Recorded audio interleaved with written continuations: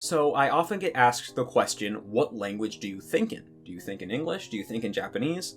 And I'm always a little bit annoyed by this question because within this question is an implicit assumption that is completely wrong, which is that humans think in language in the first place. A lot of people seem to think that people think in language.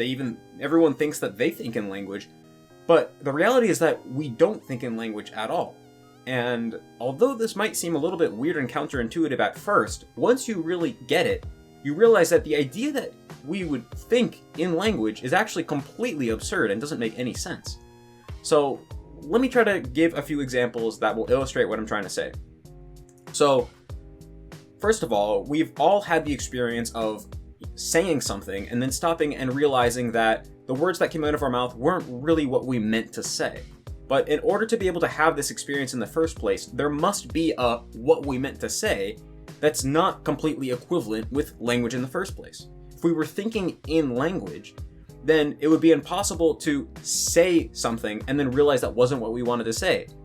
We would just say that thing, right? Or another example is that a lot of times you'll watch a video, you'll read an article, and you don't actually remember the exact words that were said, right? Like if someone said, here, rewrite the article from memory, you would hardly remember any of the exact words that were used at all. But you still remember the gist of the content of what was said. So this means that there must be some sort of gist that's separate from just a bunch of words, right? And one last kind of really clear example that I can give you are, if you Google online for ambiguous news headlines, it's almost like a little genre of comedy where they have news headlines that you can tell what was actually intended with this headline, but due to the way that the English language works, you can take it in a completely different way that's quite humorous. So let me give you a few examples. Children's stool, great for use in garden. Iraqi head seeks arms. Squad helps dog bite victim. So, if you are a proficient speaker of English, you can probably understand that there are at least two completely different meanings in each of these little short headlines. But I want you to pay attention in your direct experience of what is happening when you're switching between those two meanings, those two different interpretations of these sentences. For example, Iraqi head seeks arms. How is it possible for you to understand that there's two different meanings if you think in language? Because that would mean that this one chunk of language, it couldn't have meaning separate from just the words, because if all your thought was words, that would be it, right? But you're switching back and forth between the two meanings. Almost just like how you can see this picture that you've probably seen before and see that you can switch back and forth between seeing it as two faces or a light in the middle, a little lamp thing or a glass thing, whatever.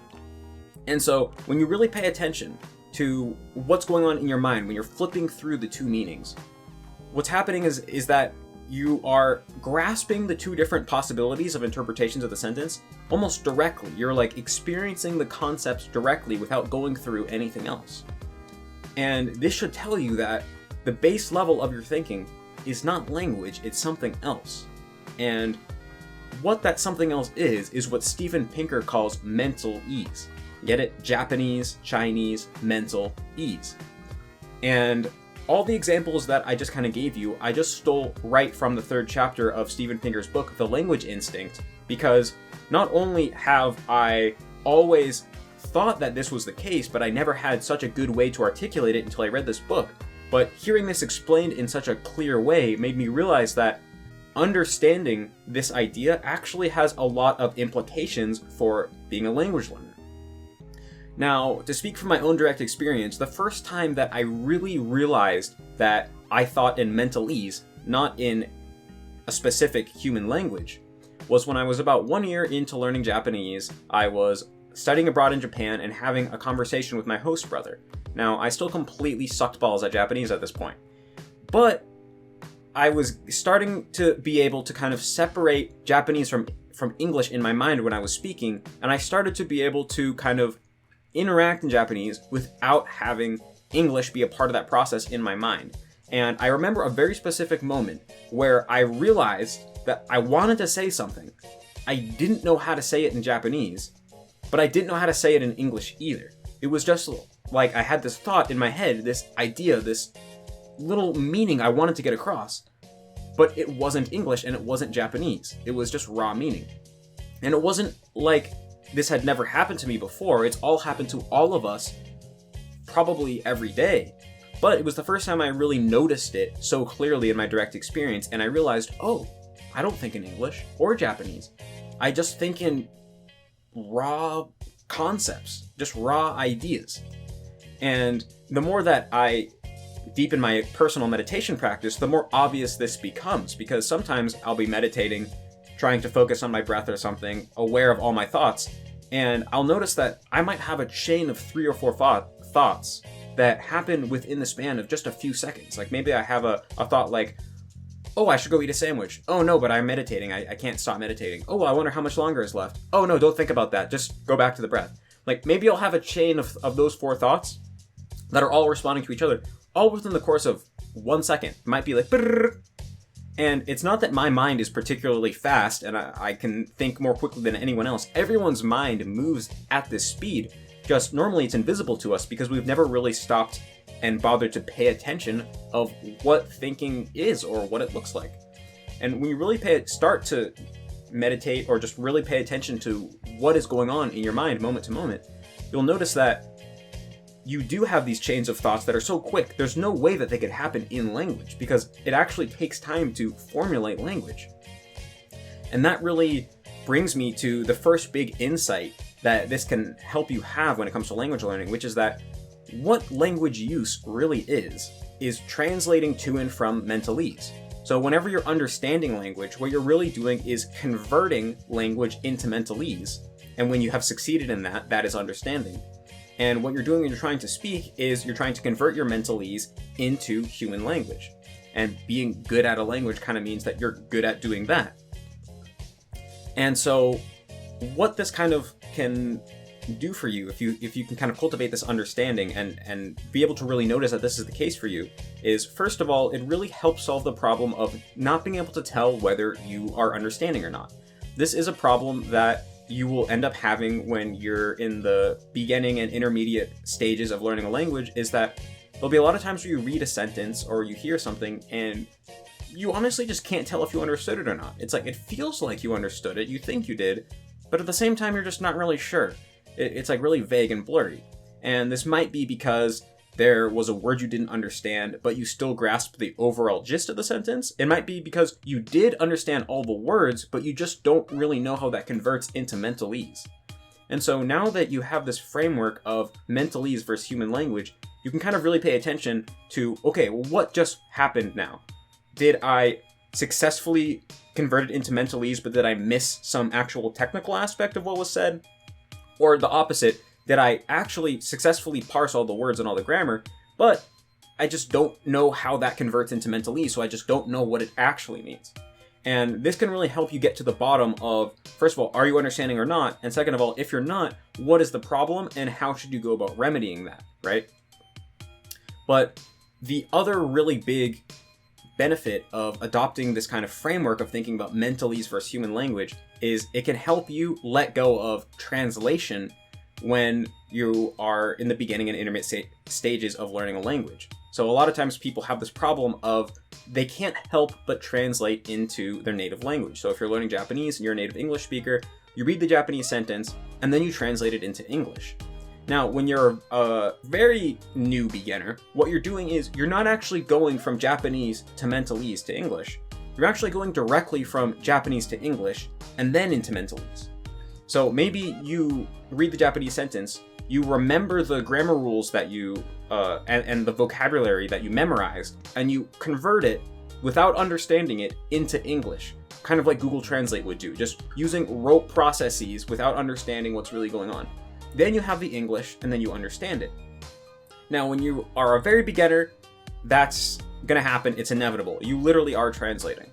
But what's gonna start happening if you continue to actually immerse yourself in the language, you're doing a lot of listening or a lot of reading, and you're also continuing to do active study and cultivate your knowledge of the language, is that there's gonna be a switch where you start going from Japanese to mentalese and then to English. And what is really going on here is that you start to actually acquire the language and you start being able to go directly from Japanese into mentalese, but you are so uncomfortable with mentalese and so comfortable with English that you just have this almost compulsion where you can't trust that you understood it unless you translate it from mentalese into English. Because that's kind of where you've spent your whole life, and that's where you feel comfortable and sure about. So it kind of seems like, oh, if I just understand it without translating, if I just leave it in mentalese, then maybe I'm just bullshitting myself. Maybe I didn't actually understand it. And so it's kind of just compulsion. And it's also, I think, a leftover habit of going from Japanese to English to mentalese, the first stage. And so once you really understand this idea of mentalese and you can start having direct experiences of thinking in mentalese and realizing what it is in your own direct experience, because in order to really benefit from this idea, you can't just take my word for it. You have to actually look and see, oh yeah, I do think in language. I do know when I'm hungry without telling myself, hey, I am hungry right now, right? You have to have those direct experiences, which meditation will help with, but really just listening to the examples I said at the beginning of this video, you should be able to come to on your own, like just right now. Then you can really start to recognize, oh, I am doing that. I'm going from Japanese to mentalese, and then I'm going to English, but that whole last step is completely unnecessary. And maybe you can also have the realization that this might not be true for everybody, but I think for a lot of people that they're using translating from mentalese into English as a way to prove to themselves that they understood what they were listening to. But the downside of this is that if we're going from English to Japanese, for example, there's a lot of ideas that just can't really be translated into English from Japanese because Japanese and English are too different. So just because you can't go from mentalese to English doesn't mean that you didn't understand it correctly. There might be times where you heard the Japanese, you successfully translated it into mentalese, understood it perfectly, and then you just don't know how to put it into English. But if you're still operating from the old paradigm of using English as your way to prove to yourself that you understood it, then you might say, oh, I guess I didn't understand it, which is really counterproductive because you did. And so to go back to the initial question, people ask me, do I think in Japanese? No, I don't think in Japanese. I think in mentalese. And there might be little Japanese and English words floating around in the periphery, but the core of my thinking is in mentalese, just like it is for you. And should you try to force yourself to think in Japanese? No, because you don't think in language in the first place. But should you try to drop translating from mentalese into English? Yes, and becoming more and more aware of this process can help you. So I've seen a lot of courses out there like how to make yourself think in your foreign language, right? Or the articles about like how to get yourself to think in the foreign language. So this is complete bullshit, right? What this really means is how to talk to yourself, like how to have monologues or dialogues just with yourself in your head, which is basically just the same thing as just speaking out loud to a camera or something like that. No one thinks in language, and so trying to judge yourself about how good you are in the language based off whether you think with it or not is complete ludicrous. But it is a good idea to try to drop translating from mentalese into English when you're doing Japanese related things. You want to be going from Japanese into mentalese, mentalese into Japanese, and not have English be part of that process. And becoming more and more aware of how this process works is going to make that more natural. And I actually found that when I was learning Chinese for a few months before I decided to stop, I realized that even from the very first stages, I didn't actually need to translate into Japanese or English. I could read a Chinese sentence and translate it directly into mentalese and understand it directly, because through learning Japanese and through meditating, I had got really familiar with mentalese, and I could let go of that compulsion to just put it into English, because otherwise you feel like you don't understand it or it's too blurry and you don't know how to grasp onto it. But with practice, you can really grasp onto mentalese, and then you can take English out of the picture very early, maybe even from the beginning, and I think that will be very beneficial. So kind of just to conclude, we don't think in language, we think in mentalese, and through paying attention to the processes of your own mind, you can get more familiar with mentalese and take English out of the equation, which is desirable, even though at the end of the day, you're always just going to be thinking in mentalese. So shout out to Steven Pinker and his book, The Language Instinct. I'm only a few chapters in, but I'm really loving it. Should definitely check that out if you are interested in languages. So far, everything he says completely coincides with AJAT and MA philosophy perfectly, so it's really cool. I want to share more insights that I've had from Steven Pinker in the future. And also, If you have extra money lying around and you like me, then come support me on Patreon so that I can continue to make content that hopefully benefits you guys.